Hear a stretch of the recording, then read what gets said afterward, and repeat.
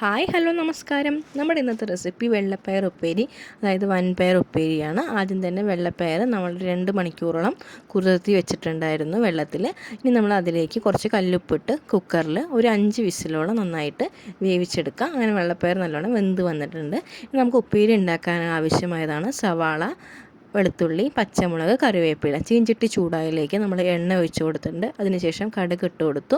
നല്ലോണം പൊട്ടി വന്ന ശേഷം നമ്മുടെ ഇൻഗ്രീഡിയൻസ് എല്ലാം നമ്മൾ ഇട്ട് കൊടുത്തിട്ടുണ്ട്. ഇനി അതിലേക്ക് കുറച്ച് ഉപ്പ് ചേർത്ത് കൊടുക്കാം. ഉപ്പ് ചേർത്ത് കൊടുക്കുമ്പോൾ നമ്മളൊന്ന് വേഗം തന്നെ ഒന്ന് വഴറ്റി കിട്ടും. അതിനാണ് നമ്മൾ ഉപ്പ് ചേർത്ത് കൊടുക്കുന്നത്.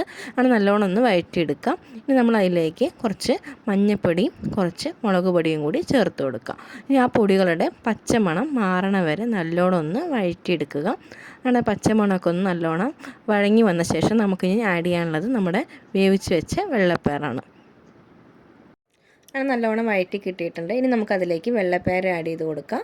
ഇനി നല്ലോണം ഒന്ന് ഇളക്കി യോജിപ്പിച്ചെടുക്കുക. അങ്ങനെ നമ്മുടെ ആ മസാലയൊക്കെ ഒന്ന് വെള്ളപ്പയറിലൊന്ന് പിടിച്ച് വരണം. അങ്ങനെ നമുക്ക് നല്ലോണം ഒന്ന് വഴറ്റി കൊടുക്കാം. ഇനി ആവശ്യത്തിന് വേണമെങ്കിൽ ഉപ്പ് പാകമില്ലെങ്കിൽ നമുക്ക് ഈ സമയത്ത് കുറച്ച് ഉപ്പ് കൂടി ചേർത്ത് കൊടുക്കാം.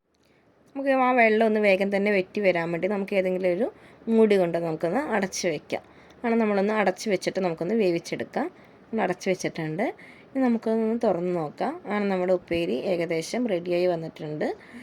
നമുക്ക് നല്ല ചൂട് ചോറിൻ്റെ കൂടെയും കഞ്ഞിയുടെ കൂടെയൊക്കെ നല്ലൊരു റെസിപ്പിയാണ്. വെറുതെ കഴിക്കാൻ തന്നെ നല്ലൊരു ടേസ്റ്റ് ആയിരിക്കും ഈ ഉപ്പേരി.